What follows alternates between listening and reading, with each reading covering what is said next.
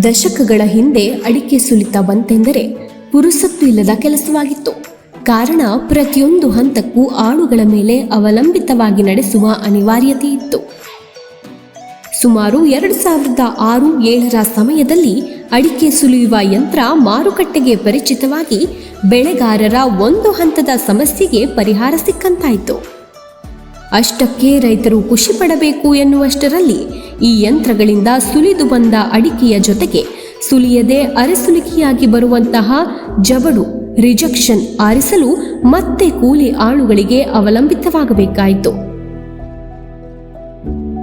ಈ ಸಮಸ್ಯೆಯನ್ನು ಅರಿತು ಮಾರುಕಟ್ಟೆಯಲ್ಲಿರುವ ಕಂಪನಿಗಳು ಇದಕ್ಕೂ ಜಬಡು ಸುಲಿಯುವ ಯಂತ್ರವನ್ನ ರೈತರಿಗೆ ಪರಿಚಯಿಸಿ ರೈತರ 3/4 ಅಂಶ ಕೆಲಸದ ಭಾರವನ್ನ ಹೊಗುರಾಯಿಸಿತು.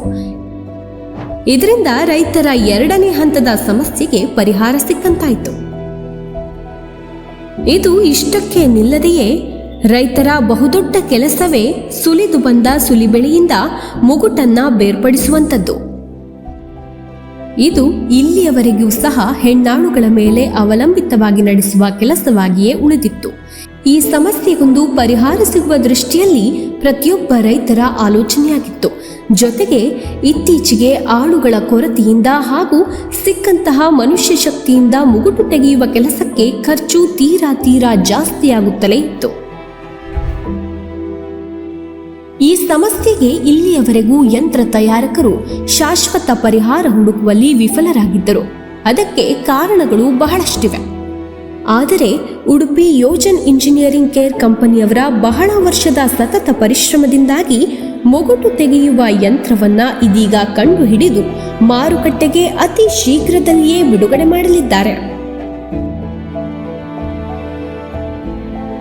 ಇದರಿಂದ ಅಡಿಕೆ ಬೆಳೆಗಾರರ 3ನೇ ಹಂತದ ಬಹುದೊಡ್ಡ ಸಮಸ್ಯೆಗೆ ಪರಿಹಾರ ದೊರಕಿಸುವುದಲ್ಲದೆ ಒಟ್ಟಾರೆಯಾಗಿ ಅಡಿಕೆ ಸಂಸ್ಕರಣೆಯನ್ನ ಪೂರ್ಣ ಪ್ರಮಾಣದಲ್ಲಿ ಯಾಂತ್ರೀಕರಣವಾಗಿ ಮಾರ್ಪಡಿಸುವ ಮತ್ತು ರೈತರಿಗೆ ಭಾರಿ ದೊಡ್ಡ ಉಳಿತಾಯದ ಜೊತೆಗೆ ಕೆಲಸ ಸಾಗಿಸಲು ಇದೀಗ ನಮ್ಮ ಪ್ರಯತ್ನವಾಗಿದೆ.